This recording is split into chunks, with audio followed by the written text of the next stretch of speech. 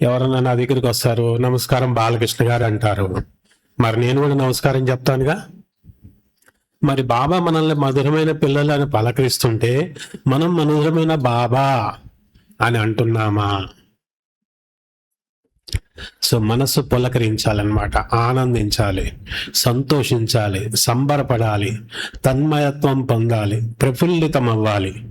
మధురమైన బాబా, ప్రియమైన బాబా, లౌలీ బాబా, బంగారు బాబా, మేరా బాబా, ప్యారే బాబా, దిల్ వాలే బాబా, మధురమైన బాబా. మనకి రోజల్లా మనసు ఎవరినో ఒకళ్ళని పలకరిస్తూ ఉంటుందా? సమస్యలు, కష్టాలు, ప్రతికూల పరిస్థితులు, ఇబ్బందులు, మన అవసరాన్ని అవకాశంగా తీసుకునే వాళ్ళు, సమస్య సృష్టించే వాళ్ళు, తెలివిగా ప్రవర్తించే వాళ్ళు, వాళ్లతో సూటిగా మాట్లాడలేనటువంటి విషయాలు మన మనసులో తిరుగుతూ ఉంటాయి. వాళ్ళని మేము పలకరిస్తూ ఉంటాం.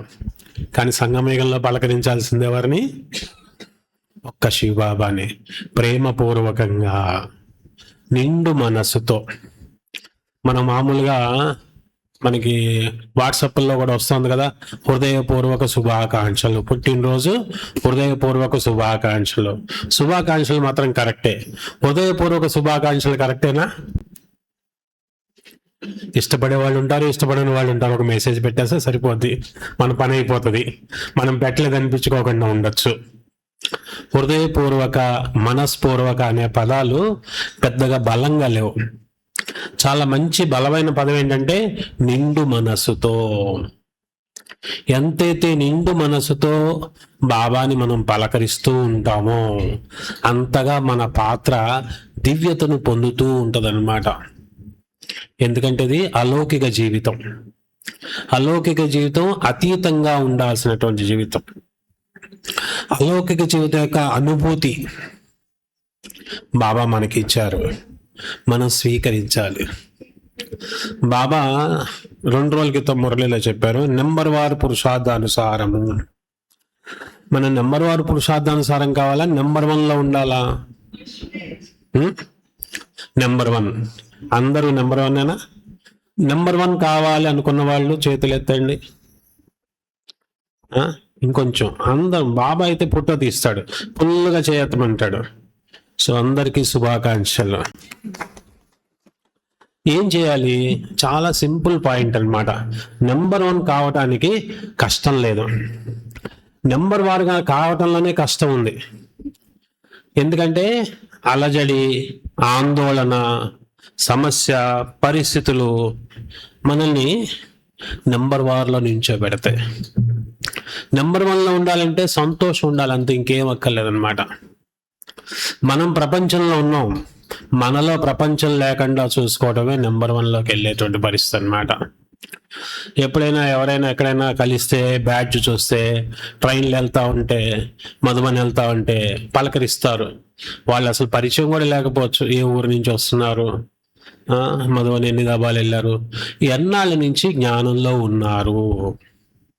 ఎన్నాళ్ళు ఏంటంటే జ్ఞానంలో కాదు, మనం జ్ఞానంలో ఉండటం కాదు, మనలో జ్ఞానం ఉండాలి. మన ఆలోచనలు, మన ఉద్దేశాలు, మన కర్మలు, మన జీవన శైలి, మన జీవిత మార్గము, మన జీవిత లక్ష్యము, మన బిహేవియర్, వ్యవహార శైలి, వీటన్నిటిలో జ్ఞానం ఉండటమే మనం జ్ఞాన మార్గంలో ఉండటం అన్నమాట. మనలో జ్ఞానం ఉండాలి. నెంబర్ 1లోకి వెళ్ళాలంటే ఇది ఒక్కటి చాలు. జ్ఞానము, యోగము, ధారణ, సేవ, 4 సబ్జెక్టులు ఉన్నాయి. ఈ 4 సబ్జెక్టులు ఏంటంటే ఒకదానికొకటి లింక్ అయి ఉంటుంది అన్నమాట. స్కూల్లో కూడాను 3 సబ్జెక్టులు, 3 లాంగ్వేజెస్ ఉన్నాయి, Hindi, English, Telugu, mathematics, science, social. ఒకదాని యొక్క మార్కులు మగదాంతో కలవు. ఏ సబ్జెక్ట్కి ఆ సబ్జెక్టే, దేని యొక్క మార్కులు దానియే, దేని యొక్క సాధన దానిదే. కానీ బాబా ఇచ్చినటువంటి ఈశ్వరీయ చదువు, మనందరం విద్యార్థులం కదా, చదువు, ఈ చదువులో ఈ 4టికి కూడా కనెక్షన్ ఉందన్నమాట. జ్ఞానము, బాబా ఏం చెప్పారు? జ్ఞానానికి జ్ఞాన అమృతము, జ్ఞాన స్నానము అన్నారు.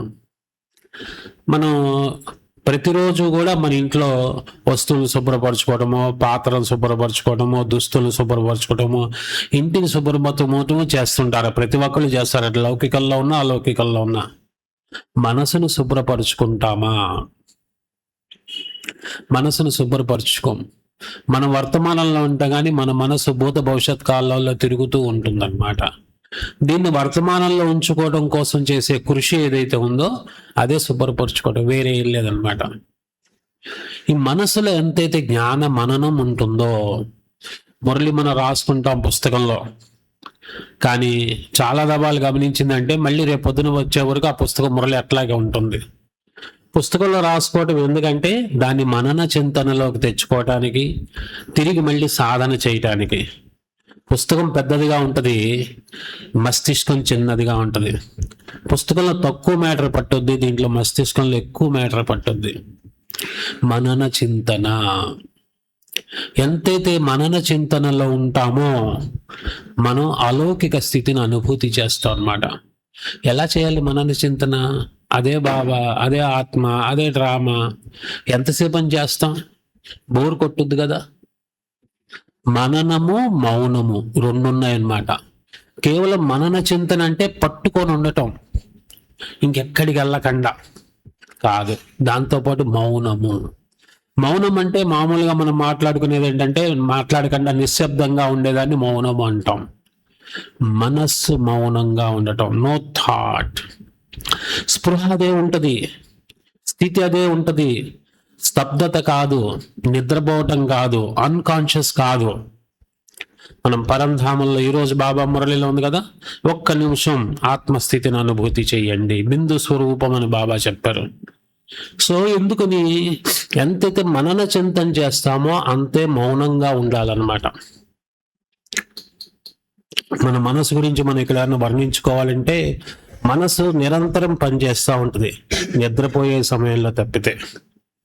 నిద్ర ఉంటే ఆలోచన రాదు, ఆలోచన ఉంటే నిద్ర కూడా రాదు. 3 పనులు చేస్తుంది ఎట్ ఏ టైం. నిరంతరం విషయాలను వెతుక్కుంటూ ఉంటుంది, గుర్తు చేసుకుంటూ ఉంటుంది, రికార్డ్ చేస్తూ ఉంటుంది.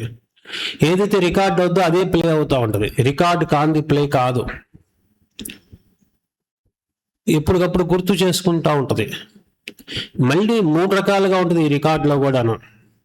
నీటి మీద రాస్తాం శివ బాబా, చదవటానికి కుదురుద్దా? చెరపాల్సిన అవసరం ఉంటుందా? లేదు, దాని అంతటా అదే. నేను విజయవాడ నుంచి ఇక్కడ దాకా వచ్చాను. చాలా రోడ్డు మీద వెహికల్స్, కార్లు, స్కూటర్లు, బస్సులు అన్ని ఎదురైనాయి, అన్ని చూశాను. ఎక్కడైనా రికార్డ్ అయిందా? లేదు.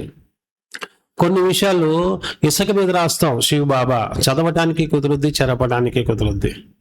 ఏదైతే విషయాలు రాతి బండ మీద చెక్కిస్తామో అవి మన మనసులో స్థిరంగా ఉంటాయి అన్నమాట. ఇవే వర్తమాన సమయంలో అలజడి, ఆందోళన, అభద్రత, అశాంతి, అసంతృప్తులకు కారణం. సో మనన చింతన ఎంతైతే మనలో ఉంటుందో ఈ విషయాలు పక్కకు తొలగిస్తూ ఉంటాయి అన్నమాట. జరిగిపోయిన సమయం రాదు, జరిగిన దాని గురించి మనం ఏదైతే లెసన్ తీసుకుంటామో దాని ప్రకారంగా నడవాల్సింది, కానీ జరిగిపోయింది రాదు. కానీ జరగాల్సింది మాత్రం మన చేతిలో ఉంటుంది అనమాట. వర్తమానం ఉజ్వలము ఉత్తమమైతే భవిష్యత్తు అద్భుతంగా ఉంటుందన్నమాట. కాబట్టి జ్ఞాన మార్గం ఏంటంటే మనల్ని మనం చక్కదిద్దుకునేటువంటి మార్గం అన్నమాట. సంస్కరించుకునేది, ఉద్ధరించుకునేది, మనల్ని మనం శ్రేష్టంగా, ఉత్తమంగా, ఉన్నతంగా తయారు చేసుకునేటువంటి మార్గంలో మనం ఉన్నాం. కేవలం మనన చింతన. మనన చింతన ఎలా చేయాలి మరి? నిన్నటి బాబా మురళిలో ఒక విషయం ఉంది, మీరు విశేషమైన ఆత్మలు. మొన్న కూడా విశేషమైన పాత్రధారులు. మొన్న కూడా చెప్పాడు బాబా, మీరు పాత్రధారులు. మనం అందరం పాత్రధారులమేనా? నిజమేనా? ఒప్పుకుందామా? మరి ఆ స్మృతి ఉంటుందా? ఆ యొక్క స్పృహ ఉంటుందా? నేను పాత్రధారిని, నేను పాత్రధారి అనుకున్నప్పుడు అందరూ కూడా పాత్రధారులుగా కనిపిస్తారు. ఇందాక చెప్పుకున్నాం కదా, ఏదైతే రికార్డ్ అవుతుందో అదే ప్లే అవుతుంది. ఈ కళ్ళు ఏదైతే ఉన్నాయో ఈ కళ్ళల్లో రికార్డ్ అవ్వదు, చెవులలో రికార్డ్ అవ్వదు, మనసులోనే రికార్డ్ అవుతుంది. ఈ కళ్ళు కూడా పవిత్రంగా అయిపోవాలి. ఏ విషయాలు కావాలో ఆ విషయాలే లోపలికి పంపించాలి, మిగతాయి బయటే ద్వారపాలకుల్లా పనిచేస్తాయి అన్నమాట. ఎప్పుడంటే నేను పాత్రధారిని, ప్లెయిన్ మైండ్. ఇతరుల పాత్ర యొక్క లోపాలు, దోషాలు, బలహీనతలు, వేరే వేరే చెడు ఏది కూడా లోపలికి వెళ్ళదు. పేరు, గుర్తింపు, వాళ్ళ యొక్క స్థితి, వాళ్ళ బిహేవియరు, ఇవన్నీ లోపలికి వెళ్తున్నాయి అనుకోండి, మనం దేహ స్వరూపంలో, దేహ స్మృతిలో దేహం అని అనుకుంటున్నాం, అందుకని లోపలికి వెళ్తున్నాయి. అలౌకిక స్థితి, అతీతంగా ఉండే స్థితి ఇక్కడి నుంచి తయారవుతుంది అనమాట. ప్రపంచంలో మనం ఉంటాం, మనలో ప్రపంచం ఉండదు, మరజీవ జన్మ ఇది. కాబట్టి అంతైతే మనన చింతన, విశేషమైన పాత్రధారిని. మన పాత్రలో చాలా విశేషతలు ఉన్నాయి. దేవతా ఆత్మగా మనం చేసాం. మరి ద్వాపర కలియుగాల్లో మంచి పనులు కూడా చేసాం, పాప కర్మలు ఉన్నాయి, వికర్మలు ఉన్నాయి. పాపాత్ములుగా కూడా మన పాత్ర ఉన్నది, మహాత్ములుగా కూడా మన పాత్ర ఉంది. సంగమయుగంలో ధర్మాత్ములుగా కూడా మన పాత్ర ఉంది. ధర్మ స్థాపన చేసే సమయంలో ధర్మాన్ని స్థాపన చేస్తున్నాం. అంతేకాదు భగవంతుడికి స్నేహితుడిగా మన పాత్ర ఉంది. ఈశ్వరీయ సంతానము, పరమాత్ముడికి పిల్లలుగా మన పాత్ర ఉంది. మరి పరమాత్ముడికి మన విద్యార్థులము, ఈశ్వరీయ విద్యార్థులుగా మన పాత్ర ఉన్నది. సద్గురువుకి ఫాలోవర్గా మన పాత్ర ఉన్నది. మరి ఇన్ని రకాల విశేషమైన పాత్రలు మనకు ఉన్నాయన్నమాట. మన పాత్ర మాస్టర్ కళ్యాణకారి పాత్ర, మాస్టర్ దుఃఖహర్త సుఖకర్త పాత్ర, బృహస్పతి దశ యొక్క పాత్రధారులం మనము. సో సూర్య యొక్క పాత్రని మనం మనన చింతన చేయాలి. అప్పుడు ఈ లోపల ఉన్నటువంటి విషయాలు కరుగుతూ ఉంటాయి అన్నమాట. బ్రెయిన్లో న్యూరాన్స్ అనేటువంటి కణాలు ఉంటాయి, కొన్ని కోట్లు ఉంటాయి, ఎన్నో కోట్లు ఉంటాయి అన్నమాట. బ్రెయినే ఇంత చిన్నది, దాంట్లో ఉండేటువంటి న్యూరాన్స్ చాలా ఉంటాయి, లెక్క పెట్టలేరు అనమాట. ఏదైతే మాట్లాడుతుంటామో, వింటుంటామో, చూస్తుంటామో, చేస్తుంటామో, ఇవన్నీ కూడా ఒక్కొక్క కణంగా రూపాంతరం చెందుతూ ఉంటుంది. దాంట్లో నేను సపోజ్ 1,00,000 దబాలు ఓం శాంతి అని అన్నారనుకోండి, 1,00,000 కణాలు ఓం శాంతి కణాలు ఉంటాయి. ఏదైతే కణాలు ఎక్కువ ఉంటాయో అది మనసును ప్రేరేపిస్తుంటాయి. ఇట్లా మాట్లాడు, ఇట్లా ఉండు, ఇట్లా ఆలోచించు, ఇట్లా చెయ్యని ప్రేరేపిస్తుంటాయి అన్నమాట. కాబట్టి మన ఆలోచనలే మన లోపల రికార్డ్ అవుతూ ఉంటాయి. కాబట్టి మన యొక్క మనసుని జ్ఞాన మననంలో నింపుకోవాలి. ఎందుకంటే 7 days కోర్సులోనే పూర్తిగా జ్ఞానం అర్థమైపోయింది, తెలుసుకున్నాం, ఆనందించాం, సంబరపడ్డాం.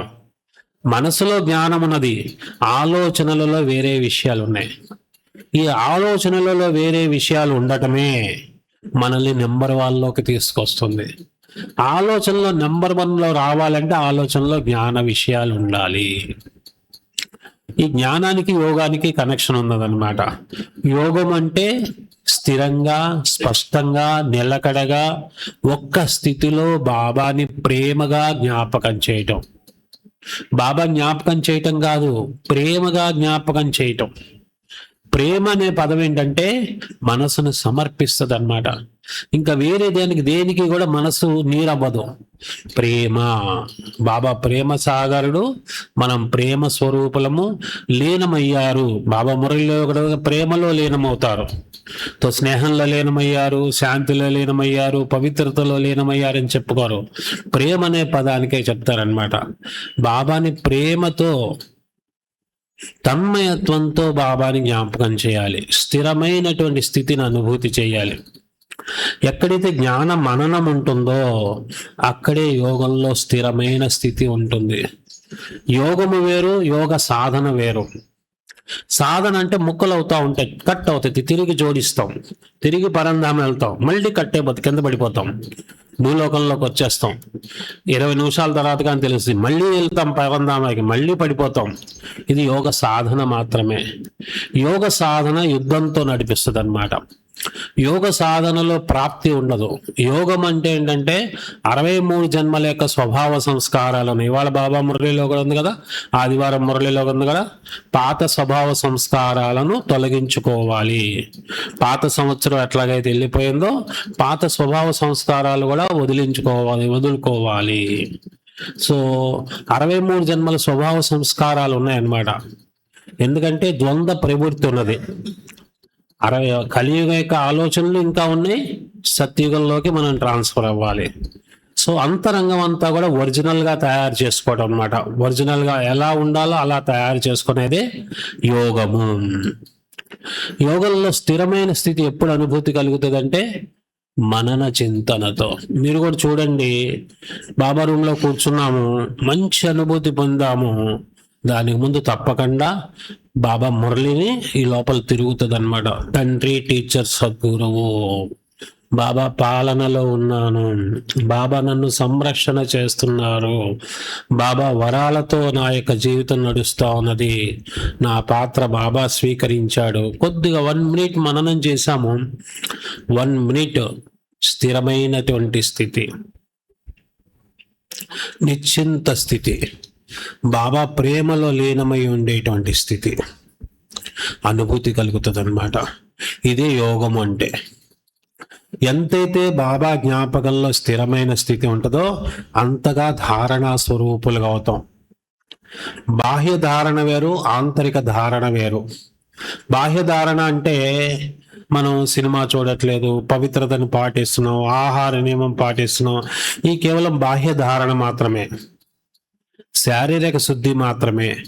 ఆంతరిక శుద్ధి, ఆంతరిక ధారణ, దృష్టి, వృత్తి నిశ్చలంగా, నిర్మలంగా, కలుషితం లేకుండా, పవిత్రమైనటువంటి భావనతో ఎప్పుడైతే ఉంటుందో దాన్ని ఆంతరిక ధారణ. బాహ్య ధారణ చాలా ఈజీ, ఆంతరిక ధారణకి యుద్ధం జరుగుతూ ఉంటుంది అనమాట. అక్కడ ధారణా స్వరూపులుగా మార్పులు పడవు. అత్యంత ముఖ్యమైన సబ్జెక్టు ధారణ. సో ఎక్కడైతే మనం యోగంతో మన బుద్ధి క్లీన్ అవుతుందో, బుద్ధిది చాలా మిరాకిల్ అన్నమాట. అసలు గుర్తుంచుకోవాల్సింది బుద్ధిదే. ఎందుకంటే యోగంలోనూ వియోగంలోనూ మనసు బుద్ధే ఉన్నాయి, వేరే ఏం లేవు. వియోగంలో ఉన్నది కూడా మనసు బుద్ధే. బాబా జ్ఞాపకం లేని సమయంలో కూడా ఉన్నది మనసు బుద్ధే. బాబా జ్ఞాపకంలో ఉన్నప్పుడు కూడా మనసు బుద్ధే. దీనికి ఒక ఆర్డర్ ఉన్నదన్నమాట, మనస్సు, బుద్ధి. ఈ బుద్ధి ఏం చేస్తుంటే ఒక పిక్చర్ చూపిస్తుంది, ఒక ఫోటో. ఏ ఫోటో చూపించిందో దాని గురించి మనసు ఆలోచించడం మొదలుపెట్టుద్ది, వర్ణించుకోవటం మొదలుపెట్టుద్ది. సెకండ్లో బుద్ధి పిక్చర్ మార్చేస్తుంది. సెకండ్ బై సెకండ్ ఈ యొక్క దృశ్యం మారుతూ ఉంటది. ఏ దృశ్యం అయితే మన బుద్ధి చూపిస్తుందో అదే దృశ్యం గురించి మనసు వర్ణన చేసుకోవటం మొదలుపెట్టుద్ది. నిజమేనా? ఒప్పుకుంటారా? ఎక్కడైతే మనస్సు యొక్క వర్ణనతో బుద్ధి స్థిరంగా ఉండాలి, ఇది యోగంలో. అందుకనే మనకి కామెంటరీ కూడా చెప్పేది అందుకనమాట. యోగంలో కామెంటరీ ఎందుకు చెప్తారు? ఇట్లా ఆలోచించండి, ఏదైతే ఆలోచిస్తున్నామో అదే విజువలైజ్ చేసుకుంటాం అనమాట. సో అక్కడే ఆంతరిక ధారణ పర్ఫెక్ట్ గా జరుగుతుంది అనమాట. ధారణ స్వరూపములుగా అయినప్పుడే దేవతా స్వరూపులుగా అవుతాం. యోగానికి ధారణకి కనెక్షన్ ఉందా? ఉందా? 4వది ఏంటి? సేవ. సేవ అంటే చాలా ఉత్సాహం, తన్మయత్వం, పరిగెడతాం, చాలా ఇంట్రెస్ట్గా చేస్తాం, అసలు అలసిపోము, టైం చూసుకోవడము, ఆహారం కూడా తీసుకోము, చాలా సంతోషంగా చేస్తాం. ఈ బ్రాహ్మణుల యొక్క ముఖ్యమైనటువంటి ఒక లక్షణం అనమాట. సేవకు అందరూ పరవళ్ళు తొక్కుతారు, కానీ సేవ అనే సబ్జెక్ట్లో చాలా డిస్టర్బెన్స్లు ఉన్నాయి. ఎందుకని ఉన్నాయి? ఎందుకంటే ఎన్ని త్యాగం చేసినా, ఎన్ని రకాలుగా బాబాని ఇష్టపడ్డా ఒక చిన్న తోక ఉండిపోద్ది అన్నమాట. నేను, నాది. చిన్న కథ గుర్తొస్తుంది అనమాట. ఒక ఆయన చాలా కోటీశ్వరుడు, మంచి పొజిషను, ఫ్యాక్టరీలు, బంగళాలు, కార్లు, నౌకర్లు, పెద్ద పెద్ద పొజిషన్ ఉన్నాయనమాట. ఒకరోజు ఒక స్వామీజీ యొక్క ప్రవచనం వింటాడు. స్వామీజీ ప్రవచనం ఏంటంటే, నేను నాది అనేది మర్చిపోవాలి, మనం వచ్చేటప్పుడు ఏం తీసుకురాలేదు, వెళ్ళేటప్పుడు ఏం తీసుకెళ్ళాము. నిజమేనా? వచ్చేటప్పుడు ఏం తీసుకురాలేదా? ఏం తేలేదా?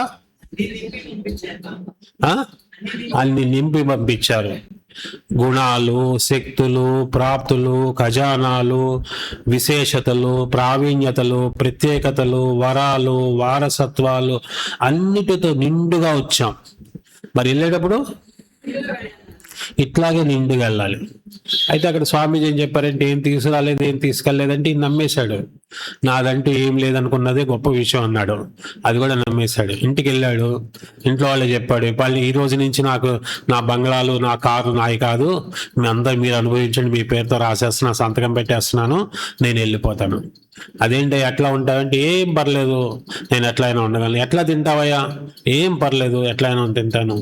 నాది అనేది ఏమీ లేకుండా జీవించాలి. ఒక లుంగి కట్టుకున్నాడు, ఇంకేం అక్కర్లేదు అన్నాడు.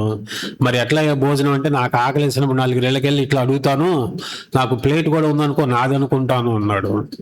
అది కూడా వదిలేశాడు.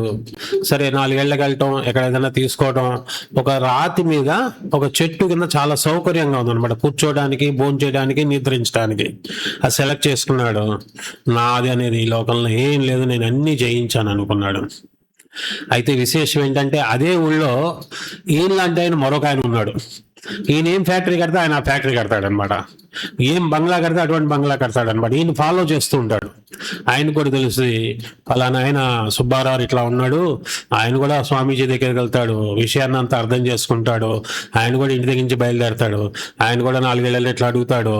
అదే చెట్టు కింద అదే రాయి మీద కూర్చొని భోజనం చేస్తుంటాడు. కోటేశ్వరరావు మీరు కూడా వచ్చారా? వెరీ గుడ్ అండి, చాలా మంచిదండి. అసలు ఇది ఈ మార్గం మించింది ఇంకోటి ఏం లేదు, మనం ఇన్నాళ్ళ నుంచి ఇంకా తెలియక చేసుకున్నాము. ఇదిగో ఈ రాయి చెట్టు అయితే నేను వారం నుంచి వాడుకుంటున్నాను, ఇది నాది, నువ్వు ఇంకోటి కూడా చూసుకో బాబు అంటాడు. సో నేను నాది అనేది మనల్ని ఓడిస్తుంది అన్నమాట. సో కాబట్టి ఏంటంటే, ఎక్కడైతే ధారణా స్వరూపులుగా అవుతామో అక్కడ నేను నాది సమర్పితం క్లోజ్ అయిపోతుంది. సమర్పయామి. ఆదివారం మురళిలో కూడా ఇదే పాయింట్ ఉంది బాబా. మీ సమస్యలన్నీ, పోయిన ఆదివారం మురళిలో, అవ్యక్త మురళిలో, మీ సమస్యలన్నీ నేను తీసుకోవడానికి వచ్చాను, సంతోషాలు ఇవ్వడానికి వచ్చాను అన్నాడు బాబా, లాస్ట్ సండే మురళిలో అనమాట. సో ఎక్కడైతే నేను నాది అనేది ఉందో అక్కడ ప్రాప్తి స్వరూపులు కాదు. సేవ అంటే ప్రాప్తి. జ్ఞానము, యోగము, ధారణ 3 సబ్జెక్టులు ఉన్నాయి చూసారా, అది స్వావున్నతికి. జ్ఞాన మననము, యోగముతో 63 జన్మల పాపకర్మలు, వికర్మలు దగ్ధమయ్యి బాబా నుంచి వరాలను తీసుకునేది, ధారణ దేవతా స్వరూపులుగా చేసేది. ఈ 3 సబ్జెక్టులు స్వయంకి సంబంధించినవి. సేవ ఇతరులకు ఇచ్చేది. ఇతరులకు ఇచ్చేది నుంచి కూడా మళ్ళీ తిరిగి మనకి ఆశీస్సులు లభిస్తాయి అన్నమాట. సంపూర్ణత, సంపన్నత. సంపూర్ణత ఏంటంటే జ్ఞానము, యోగము, ధారణతో. సంపన్నత ఏంటంటే సేవతో అన్నమాట. కాబట్టి ఏంటంటే సేవ అనేది ఏంటంటే, అసలు ఈ సృష్టిలో మనం ఏమీ సేవ చేసేది లేదు.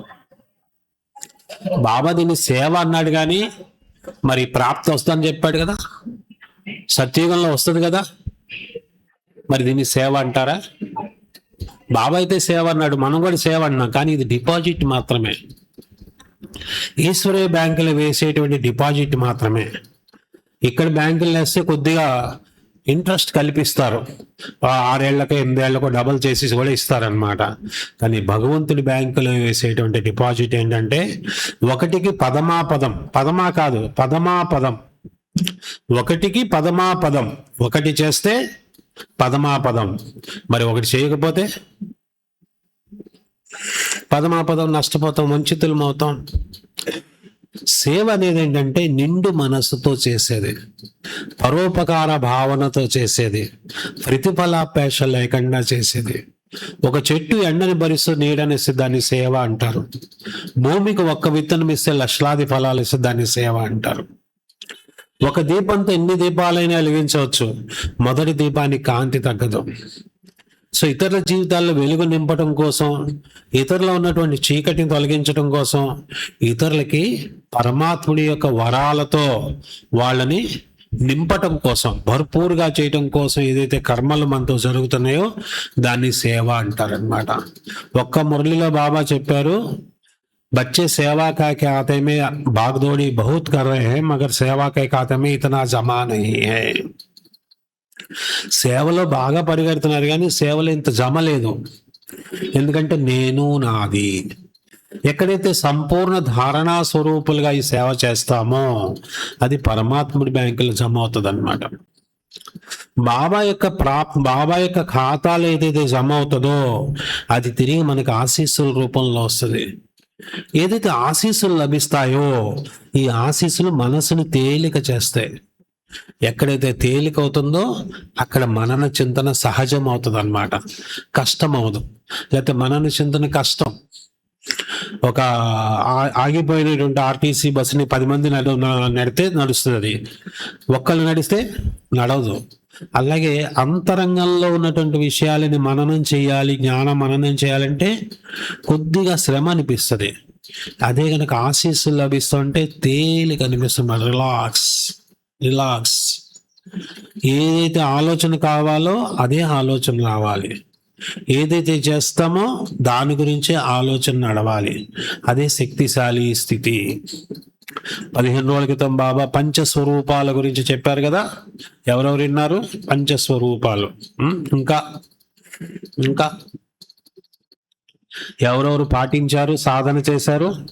Very good. అక్కలందరి చప్పట్లు కొడదాం. పంచస్వరూపాల సాధన. బాబా పంచస్వరూపాల సాధన ద్వారా లభించేటువంటి 5 విషయాలు చెప్పారు.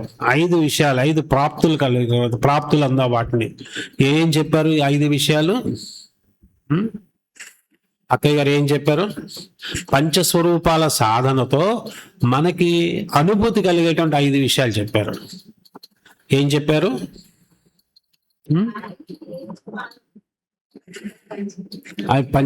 పంచతత్వాలు అంటే లౌకికల్లో మనం పంచభూతాలు అనేవాళ్ళం. భూతం అంటే మామూలుగా ఈవిల్ సోల్ కాదు అది.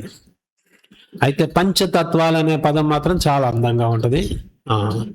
బాబా పంచస్వరూపాల స్థితి, 5 స్వరూపాల గురించి చెప్పారు కదా. అనాదిలో ఆత్మస్వరూపులము, ఆదిలో దేవతా స్వరూపులు, మధ్యలో పూజ్య స్వరూపులు, సంగమయుగంలో మరి అంతిమ సమయంలో పరిస్థాలము.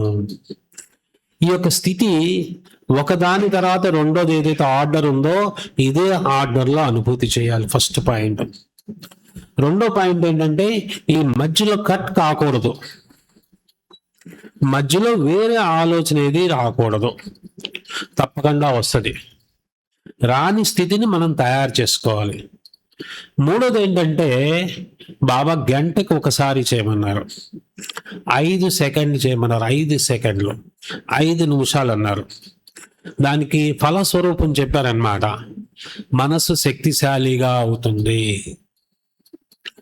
వ్యర్థ సంకల్పాలు, అయథార్థ సంకల్పాలు. అయథార్థం అంటే ఊహించుకోవటం, కల్పితాలు అన్నమాట. కల్పితాలు, కలుషితాలు, కృత్రిమాలతో ఈ ప్రపంచం నడుస్తుంది. సో అయథార్థ సంకల్పాలన్నీ సమసిపోతాయి, వ్యర్థ సంకల్పాలు సమసిపోతాయి. మూడో పాయింట్ ఏం చెప్పారంటే కర్మల సమయంలో కూడా సంతోషంగా ఉంటారు. నాలుగోది, కర్మలు చేసే సమయంలో కూడా సంతోషంగా ఉంటారు. ఎందుకంటే కర్మలు చేసే సమయంలో మన బుద్ధి చాలా సంతోషంగా ఉండాలి, బంధించబడి ఉండకూడదు. ముఖ్యంగా కర్మయోగులుగా చాలా సమయం ఉంటాం, పనిచేస్తుంటాం, ఎవరో వస్తారు పలకరిస్తాము, ఏదో రాసుకుంటుంటాం, షాపులో కూర్చుంటాం, లేదా వర్క్ పని చేస్తుంటాం, ఏదో పని చేస్తుంటాం. కానీ మన మనసు మాత్రం సంతోషంగా ఉండాలి. సంతోషం అనే పదానికి ఆధ్యాత్మిక భాషలో మనం అర్థం తీసుకోవాలంటే ఆహ్లాదంగా, ఉత్సాహంగా ఉండటాన్ని సంతోషం అంటారు. మామూలుగా భౌతిక సంతోషం వేరు. భౌతిక సంతోషం ఈ రోజంతా కూడాను వస్తువులు, సౌకర్యాలు, డబ్బులు, పదవులు, గొప్పతనాలు, భవనాలు, కార్లు, వీటన్నిటితో ముడిపడి ఉందన్నమాట. కానీ ఆంతరిక సంతోషం అంటే ఉత్సాహము, ఉల్లాసము, ఆనందము, వీటిగా ఉండటం అనమాట. సో కర్మ చేసే సమయంలో కూడాను సంతోషంగా ఉంటారు. 5వ పాయింట్ ఏంటి? వికర్మలు జరగవు. ఇంకా బాబా చెప్పిన పాయింట్ 4 పాయింట్లు చెప్పుకున్నాం. ఒకటి, మనసు శక్తిశాలిగా అవుతుంది, వ్యర్థ సంకల్పాలు ఉండవు, అయథార్థ సంకల్పాలు ఉండవు, మనసు కర్మలు చేసే సమయంలో సంతోషంగా ఉంటుంది. 5వది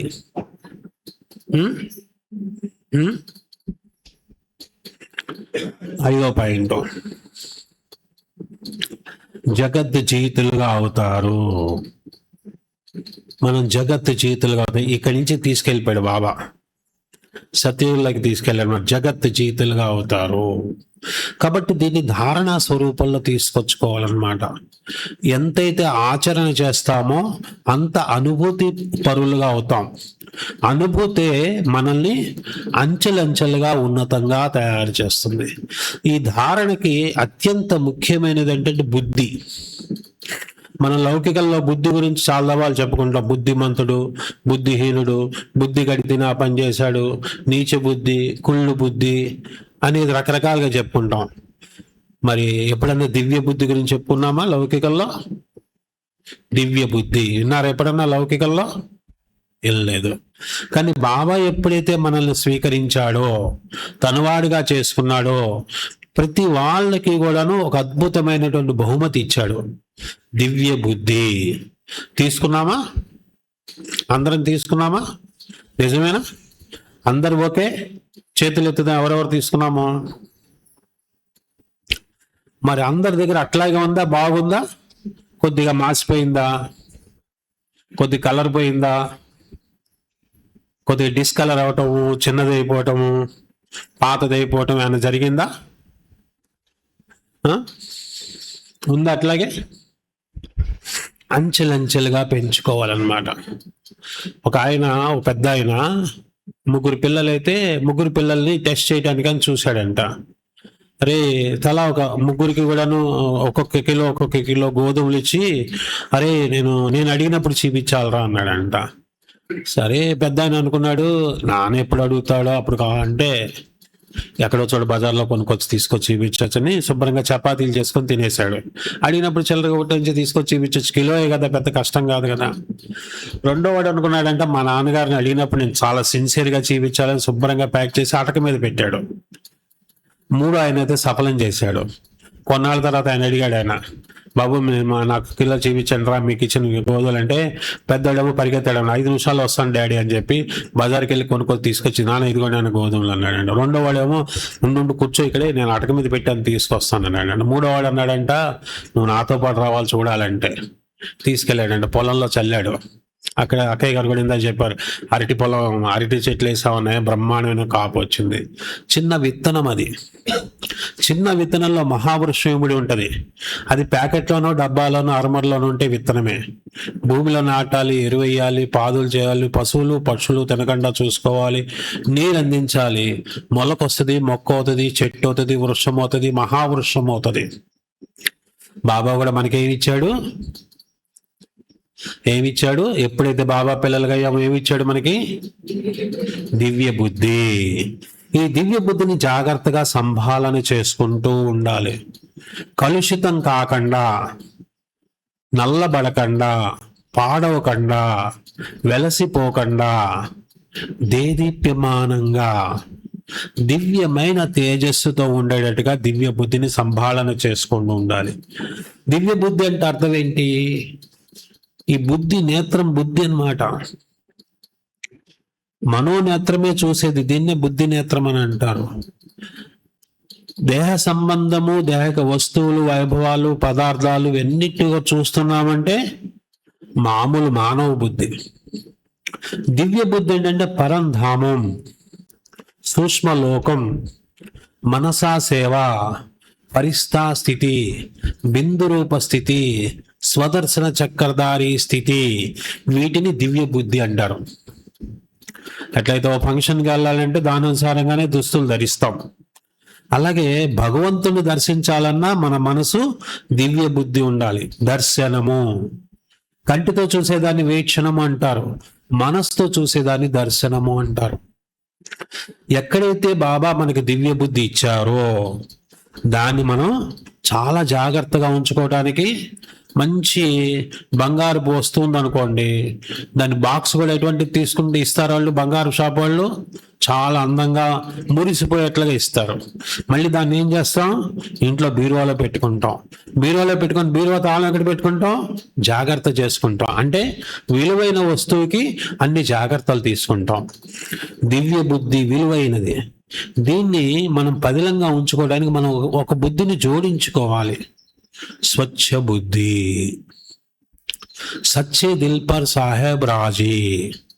ఇవాళ బాబా మురళిలో అద్భుతమైన పాయింట్స్ 2 ఉన్నాయన్నమాట. ఒకటి హిమ్మత్ హై బచ్చే మదద్ హై బాప్. 2 నిశ్చయ బుద్ధి విజయంతి. ఈ రోజు అంటే సండే అవ్యక్త మురళిలో ఉన్నటువంటి పదాలు అనమాట, 2 వాక్యాలు అనమాట. భగవంతుడికి మన యొక్క ధైర్యం ఉంటే భగవంతుడి యొక్క సహాయం లభిస్తుంది. మిగతా వాళ్ళకి రాదా?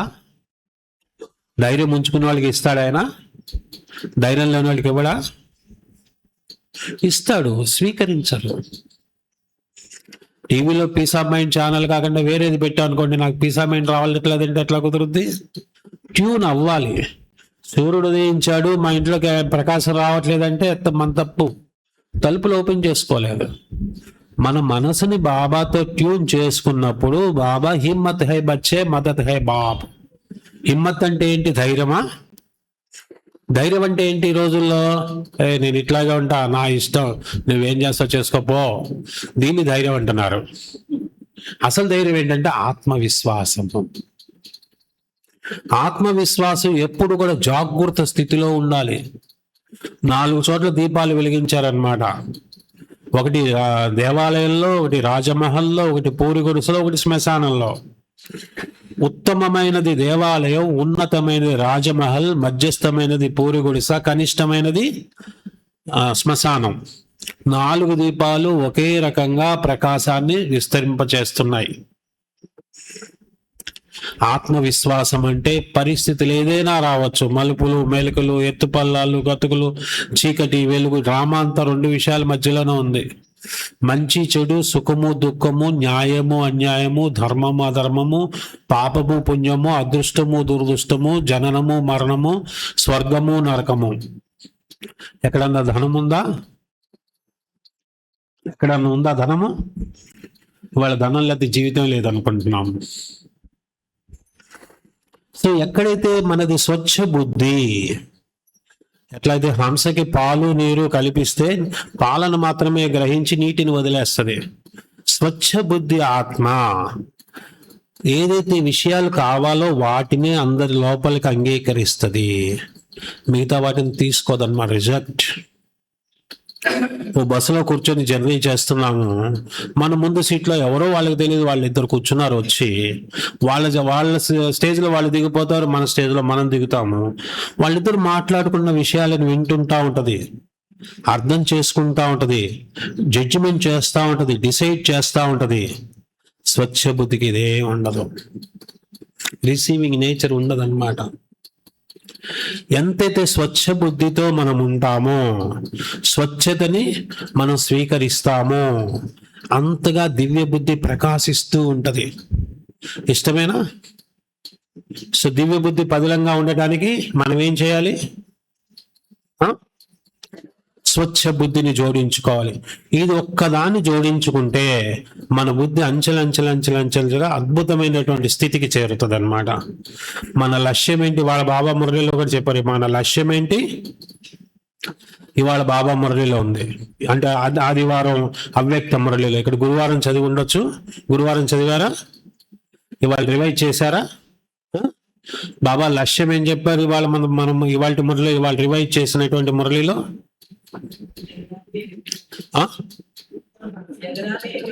ఎగరాలి, ఎగిరించాలి, ఇంకా మనసా సేవ చేయాలి. Very good. ఇంకా జ్వాలాముఖి, ఇంకా అన్నయ్యలు ఈరోజు బాబా మురళిలో ఒక అద్భుతమైన లక్ష్యాన్ని ఇచ్చారు. ఆత్మస్థితిలో ఉండి మహాదానులు కావాలి, స్వయాన్ని చూసుకోవాలి, చెక్ చేసుకోవాలి. ఇంకా దివ్య గుణాల మళ్ళీ నిర్విఘ్న స్వరూపులుగా అవ్వాలి. అంతేనాక నిర్విఘ్న స్వరూపులు కావాలి, నిర్విఘ్నాత్మ భవ బాబా చెప్పారు. ఇంకా ఒక్క నిమిషంలో బిందు స్థితిని అనుభూతి చెయ్యండి అన్నాడు బాబాయ్ వాళ్ళు. ఇంకా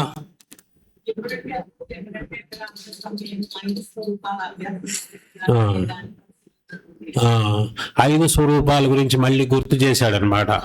మధ్యలో పోయిన ఆదివారం వదిలేశాడు, అంతకుముందు వారం చెప్పాడు, ఇవాళ మళ్ళీ గుర్తు చేశాడు అనమాట. ఇంకా అద్భుతమైన లక్ష్యాన్ని చెప్పాడు బాబాయ్ వాళ్ళ మురళిలో. పాత సంస్కారాలను తొలగించుకోవాలి. పాత సంవత్సరం ఎట్లయితే వదిలిపోయిందో అట్లాగే పాత సంస్కారాలను కూడా వదిలించుకోవాలి, తొలగించుకోవాలి అన్నాడు. ఇంకా మన్మనాభవ, ఇంకా సర్వ ప్రాప్తులతో సంపన్నంగా కావాలి. Very good. ఇంకా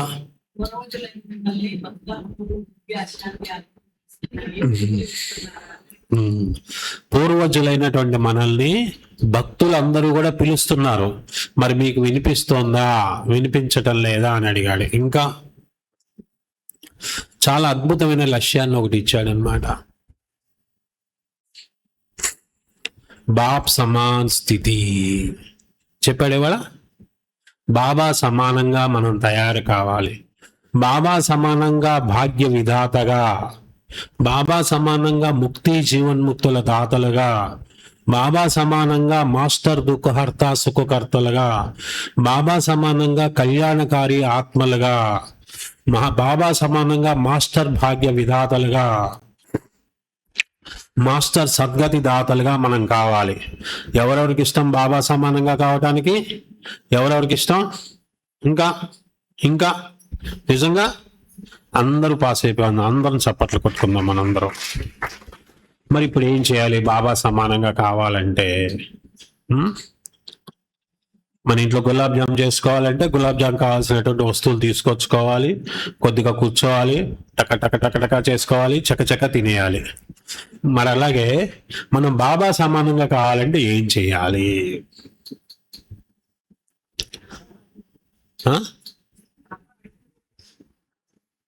వెరీ గుడ్. బాబా యొక్క అడుగులు అంటే ప్రజాపిత బ్రహ్మ బాబా యొక్క జీవన శైలి అలా మనం తయారు చేసుకోవాలి. Follow father. Very good. ఇంకా బాబా సమానంగా కావాలంటే మన అంతరంగాన్ని బాబా సమానంగా తీసుకెళ్తూ ఉండాలి. మనం ఎప్పుడైతే దివ్య బుద్ధికి స్వచ్ఛ బుద్ధిని జోడించుకున్నామో అన్ని రకాల మురుకులు గల మురికి, వేస్ట్, చెత్త, పనికిరాని ఎన్ని మోస్తుంటాం. శారీరకంగా వస్తువులు మోసుకొచ్చామనుకోండి కొద్దిగా అలసట ఉంటుంది, ఎక్కువగా మోసాం అనుకోండి నిద్ర నుంచి లేచిన తర్వాత ఫ్రెష్ అయిపోతాం. కానీ మనసు మోసే బరువులు ఏదైతే ఉంటాయో అవి నిద్ర పట్టదు, మెళుకు రాగానే మళ్ళీ ఆ బరువు కొండొచ్చి నెత్తి మీద ఉంటుంది. ఎక్కడైతే స్వచ్ఛ బుద్ధిని మనం జోడించుకుంటామో విషయాలన్నీ సమర్పయామి. చాలా అద్భుతమైనటువంటి సాధన అనమాట. మనం బహుశా 11 to 12 యోగం అన్నారు. ఇంకో 5 నిమిషాలు చెప్పుకొని బైంజీ పర్మిషన్ తీసుకొని మనం ఆ స్థితిలోకి వెళ్దాము. ఎక్కడైతే స్వచ్ఛ బుద్ధి జోడించుకుంటామో మనసు ఎప్పుడు ఫ్రెష్గా ఉంటుంది, ఆహ్లాదంగా, ఆనందంగా. విషయాలు సమస్యలు తప్పకుండా ఉంటాయి. ఎందుకంటే ఈ ప్రపంచమే సమస్యల ప్రపంచం. ఈ రోజు మనకు సమస్య వచ్చింది, రేపు ఈ ప్రపంచం మొత్తానికి వస్తుంది, ప్రపంచమంతా వస్తుంది అన్నమాట. అక్కడెక్కడో ఒక 15 రోజుల క్రితం ఒక దేశంలో భూకంపం వచ్చింది. 27 భవనాల యొక్క యజమాని 27 భవనాలు కూలిపోతే ఆయన ఒక టెంట్లో కూర్చొని బ్రెడ్ తింటున్నాడు. అంటే ఇది పరిస్థితుల ప్రపంచం. సో కాబట్టి ఎక్కడైతే పరిస్థితులు జీవితంలో ఉంటాయి ఆలోచనలలో ఉండొద్దు. అక్కడ స్వచ్ఛ బుద్ధి స్వచ్ఛంగా ఉంటుంది అన్నమాట, నిలకడగా ఉంటుంది. దివ్య బుద్ధి స్వచ్ఛ బుద్ధి జోడించిన చోట బుద్ధి బ్రాడ్ మైండ్ అయిపోతుంది, విశాల బుద్ధి. బాబా చాలా మురళిలో చెప్పారు కదా, విశాల బుద్ధి చెప్పారా? ఒక పెద్ద ప్లేస్ ఉంది ఇక్కడ అంతా కూడాను, మంచి పెద్ద కబోర్డ్ తయారు చేయించేసాము. కబోర్డ్ తయారు చేయించాం కాబట్టి వస్తువులు పెడుతున్నాం. చివరికి ఏమైంది? కొద్దిగానే ప్లేస్ మిగిలింది. మన బుద్ధి కూడా విశాలమైనది. వేరే వాళ్ళ విషయాలు పెడుతున్నాము. చివరికి అయిపోయింది, కొద్దిగా మిగిలింది. ఈ కొద్దిగానే బాబా నుంచి మనం తీసుకుంటాం, ఇదంతా తీసుకోలేం. స్వచ్ఛ బుద్ధి ఎప్పుడైతే మనం జోడిస్తామో ఆటోమేటిక్గా విషయాలన్నీ మాయమైపోతాయి. విశాల బుద్ధి. ఎక్కడైతే విశాల బుద్ధి అనుభూతి కలుగుతుందో ఈ ప్రపంచం మనల్ని కట్టేయలేదు, ప్రభావితంలో రాలేం. మనం ఈ ప్రపంచం యొక్క పంచతత్వాల యొక్క ప్రభావంలో ఉన్నాం. పరిస్థితులు, సమస్యలు, ప్రతికూల పరిస్థితులు, తిరస్కారాలు, అవమానాలు, ఊహలు, అపోహలు, అపార్థాలు, అసంతృప్తులు, అయిష్టాలు, వీటన్నిటి ప్రభావంలో ఉన్నాం. ఉపరామ స్థితి. అట్లయితే ఒక గ్యాస్ బోర, దానికి దారం కట్ చేస్తాం అనుకోండి, నిదానంగా పైకి వెళ్తూ ఉంటుంది. పక్కలకి వెళ్తుందా? వెళ్ళదు. మన మనస్సు, బుద్ధి కూడా ఈ పంచతత్వాల ప్రపంచం నుంచి బిందు స్వరూపంలో శరీరాన్ని దాటి వదిలి ఆకాశతత్వం ద్వారా, అంతరిక్షం ద్వారా సూక్ష్మ లోకాన్ని దాటుతూ పరంధామంలో స్థిరమైపోవాలి. ఎక్కడైతే విశాల బుద్ధి ఉంటుందో చాలా సహజం. ఎంతైతే విశాల బుద్ధి ఉందో అంత ఉపరామ స్థితిలో ఉంటూ ఉంటాము. బాబాయే స్నేహితుడు. ఎక్కడ బాబా స్నేహంలో ఇమిడిపోతుంటామో, 6 నెలలు స్నేహం చేస్తే ఏమవుతారు? వాళ్ళు వీళ్ళు అవుతారు. సో 6 నెలలు స్నేహం చేస్తే బాబా సమానంగా మనం అయిపోతాం. బాబా సమానంగా అవ్వాలంటే ఇక్కడ మళ్ళీ 3 స్థితులు ఉన్నాయి. ఒకటి బంగారు బుద్ధి. బంగారు బుద్ధి అని ఎందుకు అన్నారంటే, ఇప్పుడు మా అబ్బాయి బంగారం అండి, మా మనవడు బంగారం అండి, మా అల్లుడు బంగారం అండి. ఎందుకని ఇనుమని ఎందుకు అన్నారు? ఇనుము వాతావరణానికి, పంచతత్వాల వాతావరణానికి ప్రభావితం అవుతుంది. 5 మినిట్స్ అయిపోయింది, పర్లేదు, ఓకే. అది తుప్పు పట్టుద్ది, రచన ఏర్పడుతుంది, పల్చదవుతుంది, వెయిట్ తగ్గుద్ది, రాలిపోద్ది, నల్లబడుతుంది. మరి బంగారం కూడా అవుతుందా? ప్రభావితం కాదు. ఎక్కడైతే ప్రభావితం కాని బుద్ధి ఉన్నదో అది బంగారు బుద్ధి. నిందా, స్తుతి, మాన్, అపమాన్, సర్ది, గర్మి సబ్ మే ఏక్ రస్. నిందించిన, పొగిడిన, ఎండ ఉన్నా, చలి ఉన్నా, వర్షం ఉన్నా, పగలైనా, రాత్రైనా సబ్ మే ఏక్ రస్. అంటే మీరు నన్ను తిట్టండి, నేనేమనుకోనండి కాదు. నన్ను ఎవరన్నా ఏదన్నా అంటే తప్పకుండా నేను సమాధానం చెప్తాను. నా వలన పొరపాటు ఉంటే, సార్ నేను పొరపాటు చేశానండి, నేను తప్పు చేశాను, క్షమించండి, మీ నష్టపరిహారం నేను ఇస్తానండి అని కూడా అంటాను. ఏది ఉన్నా ఏక్ రస్ స్థితి, సబ్ మే ఏక్ రస్. ఒక్క శివబాబా యొక్క ప్రేమలో లీనమై ఉండేటువంటి స్థితి, బాబా యొక్క ప్రకాశ వలయంలో స్థిరంగా ఉండేటువంటి అనుభూతి పూర్వకమైనటువంటి స్థితి. పంచదార తీయగా ఉండదు కానీ డబ్బాకి, మూతకి, స్పూన్కి తెలుసుదా? 4 పలుకులు నోట్లు వేసుకుంటే తెలుస్తుంది. ఏకరస స్థితి. ఇది ఉపరామ స్థితిలో ఉండేటువంటి అనుభూతి. ఈ ఏకరస స్థితిలో మన బుద్ధి బంగారు బుద్ధిగా మారుతుంది. ఎంతైతే బంగారు బుద్ధి ఒక స్వచ్ఛమైన గోల్డ్, రియల్ గోల్డ్ స్థితి తయారవుతుందో, మన స్థితి,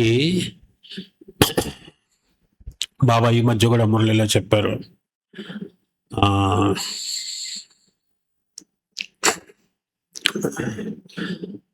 ఆ వస్తువుని, ఇనుమును తాకిస్తే బంగారు, పరుసవేది పారస్ బుద్ధి. ఎంతైతే పారస్ బుద్ధిగా రూపాంతరం చెందుతుంది అన్నమాట. పారస్ బుద్ధి ఇనుముని ఆ యొక్క వస్తువుతో తాకిస్తే అది బంగారంగా మారుతుంది అన్నమాట.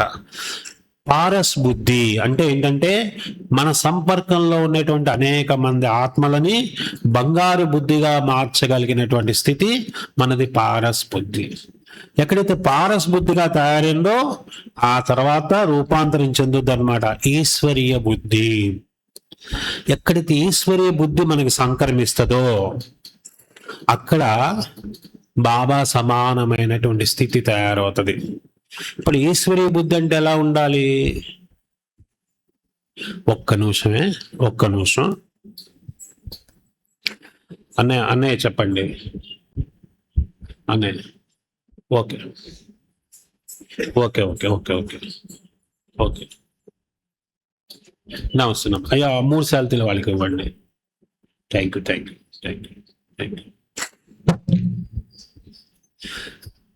ఈశ్వరీయ బుద్ధి. ఈశ్వరీయ బుద్ధికి చాలా ఈజీ, డెడ్ ఈజీ అన్నమాట.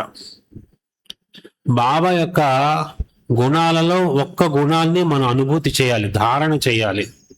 ఏ గుణమై ఉండొచ్చు? ఏ గుణాన్ని ధారణ చేస్తే బాబా సమానంగా ఈశ్వరీయ బుద్ధి తయారవుతుంది. ఎక్కడైతే ఈశ్వరీయ బుద్ధి ఉన్నదో బాబా సమానంగా మాస్టర్ దుఃఖహర్త సుఖకర్తలుగా అవుతాం. బాబా సమానంగా ముక్తినిచ్చే వాళ్ళుగా అవుతాం. జీవన్ముక్తి మనం ఇవ్వం, బాబా ముక్తినివ్వరు. మనకు కూడా ముక్తినివ్వలేదు.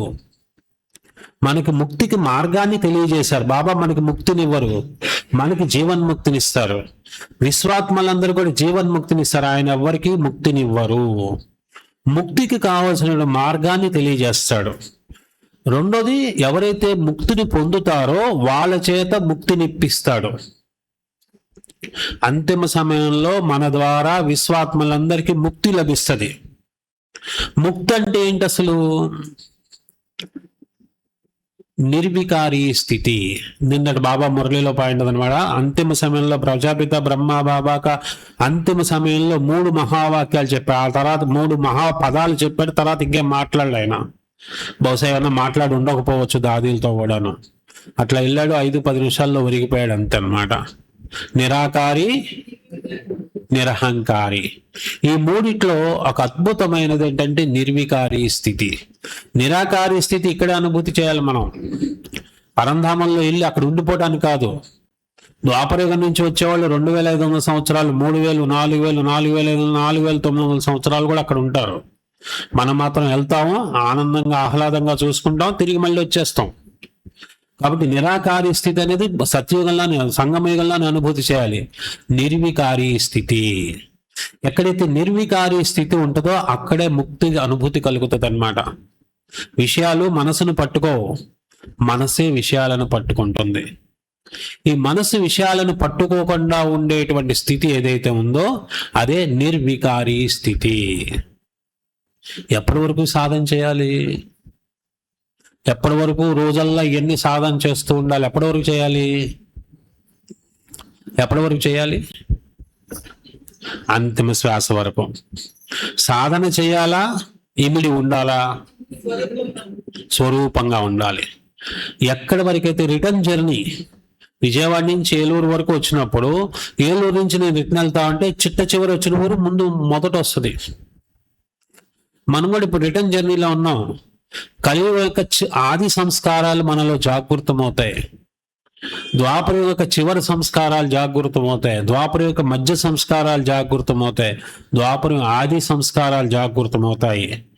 ఎక్కడైతే త్రేతాయుగం యొక్క అంతిమ సంస్కారము మన మనసు చేరిందో అక్కడి నుంచి ఇంకా సాధన చెయ్యక్కర్లా, పట్టుకొని ఉండక్కర్లా, లీనమై ఉంటాం అన్నమాట. అతీంద్రియ సుఖం యొక్క అనుభూతి అక్కడి నుంచే కలుగుతుంది అన్నమాట. కాబట్టి ఎక్కడైతే మనం ముక్తిని పొందుతామో విషయాలు, సంఘటనలు, సందర్భాలు, వ్యక్తిత్వాలు, పరిస్థితులు, ఊహలు, అపోహలు, అపార్థాలు, అసంతృప్తులు, అయిష్టాలు, వీటన్నిటి నుంచి మనం ముక్తి అవుతాం చూడండి, ఆ సెకండ్ నుంచి జీవన్ముక్తి స్టార్ట్ అయిపోద్ది మనకి. ఎవరైతే వీటి నుంచి ముక్తి పొందారో వాళ్ళ యొక్క దృష్టితోనే అంతిమ సమయంలో లక్షలాది మందికి ముక్తి ప్రాప్తిస్తుంది. శివబాబా జీవన్ముక్తిని ఇస్తారు. వాళ్ళు సత్యుగంలో రాకపోవచ్చు, కానీ వాళ్ళ పాత్ర ఒక జన్మ తీసుకునే పాత్రలో కూడా సుఖంగా ఉంటారు. అంటే జీవన్ముక్తి లభించబట్టే కదా. కాబట్టి మనం స్వయం ముక్త స్వరూపులుగా అవ్వాలన్నమాట. అప్పుడే ఇతరులందరికీ కూడా ముక్తిని మనం అందించగలుగుతాం. సో ఎక్కడైతే బాబా సమాన స్థితి ఉందో మాస్టర్ ముక్తి దాతలుగా అవుతాం, మాస్టర్ వృక్షపతులుగా అవుతాం. మొన్న మురళిలో బాబా చెప్పారు, గురువారం మురళిలో మాస్టర్ వృక్షపతులు. ఏదైతే విత్తనం ఉందో ఆ విత్తనం నుంచే కాండం ద్వారా మొత్తం చెట్టుకి అంతటికి కూడా పోషకాలు వెళ్తున్నాయి. సో బాబా వృక్షపతి, మనం మాస్టర్ వృక్షపతులము. మన ఆత్మ నుండి బాబా ఇచ్చినటువంటి సకాష్ విశ్వమంతా విస్తరిస్తోంది. విశ్వాత్మలందరికీ బాబా యొక్క ప్రాప్తులు, బాబా యొక్క వరాలు, ఖజానాలు అందుతున్నాయి. కేవలం సంకల్పం, స్వచ్ఛమైనటువంటి ఆలోచన, కలుషితం లేనటువంటి ఆలోచన మనల్ని బాబా సమానంగా తయారు చేస్తుంది. బాబా సమానంగా కావటం అందరికి ఇష్టమేనా? అందరు సిద్ధమేనా? మరి ఎవ్వరు చేతులు ఎత్తట్లేదు. Very good, very good. నేను కూడా చేతులు ఎత్తాను, నాకు కూడా ఇష్టమే. అచ్చా, నేనేమంటున్నానంటే బాబా సమానంగా కావటానికి ఒక్క బాబా యొక్క గుణాలు, మనందరికి తెలుసుగా బాబా గుణాలు, అందరికి తెలుసా? ఒక్క గుణం ఉంటే చాలు బాబా సమానంగా అయిపోతాం. ఏం గుణమై ఉండొచ్చు అది? సత్యత, ఇంకా పవిత్రత. ఒకటే, ఓన్లీ వన్, పవిత్రత. ఇంకా ఇంకెవరు చెప్తారు? స్థిరమైన జీవన విధానం. Very good. ఇంకా ఏక్ బాప్ దూసరా నా కోయి. కొన్ని పదాలు ఉన్నాయన్నమాట ఇటువంటివి. ఒక్క బాబా తప్ప మరెవ్వరూ లేరు. ఈరోజు బాబా మురళీలు ఇందాక చెప్పుకున్నాం కదా, నిశ్చయ బుద్ధి విజయంతి. ఇంకోటి ఏంటి? హిమ్మత్ హై బచ్చే మదత్ హై బాప్. ధైర్యం ఉంటే పిల్లల యొక్క సహాయం లభిస్తుంది. సచ్చే దిల్ పర్ సాహెబ్ రాజీ. జీనా తెరీ గలేమే మర్నా తెరీ గలేం. నిన్న పాట ఇది అనమాట, నిన్న మురళిలో పాట ఇది అనమాట. జీనా తెరీ గలేమే మర్నా తెరీ గలేమే. तेरे फूलों से भी प्यार, तेरे कांटों से भी प्यार. एक बाप दूसरा ना कोई. बच्चों के दिल में बाप है, बाप के दिल में बच्चे है. మేరా బాబా. ఈ కొన్ని పదాలు ఉన్నాయన్నమాట, వాక్యాలు చాలా మనసుకి ఆహ్లాదంగా ఉంటాయి అన్నమాట. ఇంకా ఏ ఒక్క గుణాన్ని కనుక మనం బాబా నుంచి స్వీకరిస్తే బాబా సమానమైన స్థితి తయారవుతుంది. ఎవరు చెప్తారు? చెప్పుకుందాం బాబా గుణాలు ఏంటి. జ్ఞాన మార్గంలో చాలా గొప్ప విషయం ఏంటంటే, సక్సెస్ కావడానికి ఒకే ఒక చిన్న విషయం ఉందన్నమాట. మనకందరూ అర్థమవుతారు, మనం అర్థం కావు. మనకు అందరి గురించి తెలిసి మన గురించి మనకు తెలియదు. సగటు మానవుడికి ఇతని మనసులో ఉన్న ముళ్ళు గుర్తున్నంతగా తనలో ఉన్న పువ్వులు గుర్తుండవు. మనలో తప్పకుండా గుణాలు ఉన్నాయి. మంచి, మహాత్మా గాంధీ అనగానే సత్యము అహింస గుర్తొస్తుంది. మదర్ తెరీసా అనగానే మానవత, దయా గుర్తొస్తుంది. స్వామి వివేకానంద గుర్తొస్తే ధైర్యము, నిజాయితీ గుర్తొస్తుంది. మహాత్మా గాంధీలో సత్యము ఉన్నది, అహింస ఉన్నది. 100% సత్యం ఉన్నది, 100% అహింస ఉన్నది. నాలో కూడా సత్యం, అహింస ఉన్నాయి. హింస కూడా ఉండొచ్చు, అసత్యం కూడా ఉండొచ్చు, కానీ ఏదో ఒక గుణం చాలా హై లెవెల్లో ఉంటుంది. అలాగే మనందరిలో ఉన్నటువంటి గుణాల యొక్క రూపం వేరనమాట. లక్ష్మీదేవి ధనం ఒక్కటే ఇస్తుంది, సరస్వతీదేవి చదువు ఒక్కటే ఇస్తుంది. దేవతలే కదా. అర్జునుడికి బాణమే కావాలి, గదిస్తానంటే లేదండి మీకు అర్థం కావట్లేదని, నాకు కావాల్సింది బాణమేనండి అంటాడు. అదే భీముడికి బాణం ఇస్తానంటే లేదు బాబు నువ్వు పొరపాటు పడుతున్నావు, నాది గదయ్య అంటాడు. అంటే ఎవరిలో ఉన్న విశేషతలు, గుణాలు వాళ్ళయే. ఒకళ్ళు సత్యం కోసం ప్రపంచ జీవితం పోయినా పర్లేదు అనుకుంటారు. ఒకళ్ళు ఏదైనా త్యాగం చేయడానికి సిద్ధంగా ఉంటారు. చిన్నపాటి అపవిత్రతను కూడా ఎవరు స్వీకరించరు కొంతమంది. ఒక్కొక్కళ్ళలో 1, 2, 3 గుణాలు హై క్వాలిటీలో ఉంటాయి. బాబా ప్రతి దాంట్లో సాగరుడు. జ్ఞాన సాగరుడు, ఆనంద సాగరుడు, సత్యతా సాగరుడు, పవిత్రతా సాగరుడు, దయా సాగరుడు, ప్రేమ సాగరుడు, స్నేహ సాగరుడు, పతిత పావనుడు, దుఃఖహర్త, సుఖకర్త, ముక్తి జీవన్ముక్తిదాత, పాప కటేశ్వరుడు. సాగరంతో ఎందుకు పోల్చారండి? అసలు ఈ అనంతమైన విశ్వంలో ఈ భూమి చిన్న కణం లాంటిది. ఈ కణంలో సాగరం ఇంకెంతది? ఇంకా చిన్నది. కానీ సాగరంతో ఎందుకు పోల్చారంటే, నదుల దగ్గరికి వెళ్తే అవతలకి కనిపిస్తుంది. కాలువల దగ్గరికి వెళ్ళినా బావులైనా ఎండిపోతాయి, చెరువులైనా ఎండిపోతాయి, సముద్రం ఎప్పుడు ఎండిపోదు, అవతలకి కనిపించదు, లోతు ఎంతో తెలియదు. ఆయన ప్రేమ సాగరుడు, ఆనంద సాగరుడు. సాగరం పూర్తి విశ్వాన్ని, పంచతత్వాలను కూడా పావనంగా చేసేది ఆయన. 2-3 మురల మధ్యలోనే వచ్చిందనమాట. ప్రకృతి పంచతత్వాలని, సర్వ ప్రాణికోటిని కూడా పావనంగా చేసేది ఆయనే. విశ్వనాథుడు, విశ్వ కళ్యాణకారుడు, విశ్వ పరివర్తకుడు, విశ్వ స్నేహితుడు, పరమపిత, పరమ ఆత్మ, పరమేశ్వరుడు, పరమ ప్లస్ ఈశ్వరుడు, పరమేశ్వరుడు, పరమ పవిత్రుడు, దుఃఖహర్త, సుఖకర్త, ముక్తి జీవన్ముక్తిదాత, పాప కటేశ్వరుడు, మానవ సృష్టి రూపీ వృక్షానికి బీజ రూపుడు, కరావనహార్, నేను కంసాలని, నేను చాకలిని, నేను తోటమాలిని, అనేక రూపాలుగా బాబా చెప్పాడు. వీటన్నిటి గుణాలలో ఒక్క గుణం ఉన్నది బాబా సమానంగా తయారు కావడానికి. అది నేను చెప్పుకోవాలి ఇప్పుడు ఇక్కడ. మనం చెప్పుకున్నట్లు అది లేదు. ఇంకా చెప్పుకోవడం చాలా ఉన్నాయి ఆయన దగ్గర. ఏదో ఉండొచ్చు ఒక్క గుణం, ఒకే ఒక్క గుణం. బాబా గుణాలన్నీ గుర్తు చేసుకుంటే ఒక గుణం వస్తుంది. ఆ గుణం ఒక్కదాన్ని కనుక మనం ధారణ చేస్తే లిఫ్ట్ లాగా కింద 1 అంతస్తుల లిఫ్ట్ నొప్పితే డైరెక్ట్ గా 3లో వచ్చి కూర్చున్నాం కదా, అట్లాగా బాబా సమానంగా తయారైపోతాం. అందరికి ఇష్టం అని చేతులు ఎత్తారు కదా బాబా సమానంగా కావటం. మరి బాబా సమానంగా కావాలంటే ఒకే ఒక్కటి. ఎవరు చెప్తారు?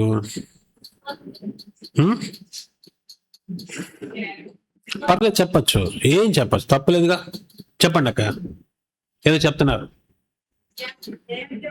దయా హృదయము, వెరీ గుడ్, వెరీ గుడ్. ఇంకా నిశ్చయ బుద్ధి, ఇంకా నిస్వార్థ సేవకుడు, ఇంకా బాబా నిష్కామ సేవాదారి, ఒబిడియంట్ సర్వెంట్. నిస్వార్థం అంటే మనము తీసుకుంటాం. ఈ ప్రపంచంలో మనం తీసుకున్న వాళ్ళం మన ఒక్కళ్ళమే. ప్రకృతి పంచతత్వాలు కూడా సేవ చేస్తున్నాయి. సూర్యుడు కూడా సేవ చేస్తున్నాడు, చంద్రుడు కూడా సేవ చేస్తున్నాడు, భూమి కూడా సేవ చేస్తుంది, గాలి కూడా సేవ చేస్తుంది, నీరు కూడా సేవ చేస్తుంది, ఒక చెట్టు కూడా సేవ చేస్తుంది. మనం వీటన్నిటి కూడా యజమానులం అన్నమాట. వీటి నుంచి తీసుకునే వాళ్ళం. సో నిస్వార్థ సేవకులుగా కావాలి. ఇంకా మహాదానిగా కావాలి. Very good. ఇంకా అన్నయ్య, బాబా ప్రేమని ఎవ్వరు ఇవ్వలేరు. బాబా 10 రోజుల క్రితం మురళిలో చెప్పారు, మీరు నన్ను ప్రేమించే కంటే నేను మిమ్మల్ని ఎక్కువ ప్రేమిస్తున్నాను. అదే మురళిలో ఇంకో పాయింట్ చెప్పారు పక్కనే, మీరు ఒక్కసారి మేరా బాబా అంటే నేను 1000 సార్లకు సరిపోని మీకు శక్తిని ఇస్తానని చెప్పాడు. సో ఒక్క గుణం ఏంటంటే అది భోలానాథ్. మాస్టర్ భోలానాథ్గా తయారు కావాలి. మన అంతరంగం భోలానాథ్ అంటే ఇక్కడ అర్థం ఏంటంటే, మామూలుగా మనం భోలానాథ్ అనేప్పటికీ లౌకికంలో అయితే అమాయకుడు, తెలివి తక్కువడు కాదు. కల్మషము కపటము లేనివాడు, సమదర్శనము. అందుకనే భక్తి మార్గంలో ఆయనకి శంకరుడు అనే పేరు ఇచ్చారన్నమాట. సమకరుడు అని చెప్పి శంకరుడు అనే పదాన్ని ఇచ్చారనమాట. కాబట్టి మన బుద్ధిని భోలానాథ్, మాస్టర్ భోలానాథ్, ఏ విషయాలను లోపల ఉంచుకోకూడదు. Plain mind, fair mind, clean mind, clear mind and fine mind. తెల్లటి కాగితం. ఈ కాగితంలో మనం ఏది రాసుకుంటామో అదే చదువుతాము. సంగమయుగంలో కూడాను మన పాత్ర ఎలా కావాలో అలా మనమే రాసుకుంటాం. అది ఎలా అనేది మనం కొంతసేపు యోగం చేసిన తర్వాత, రిఫ్రెష్ అయిన తర్వాత, యోగం చేసిన తర్వాత దాని మీద మనం మాట్లాడుకుందాం. శివబాబాకి ధన్యవాదాలు చెప్తూ ఓం శాంతి.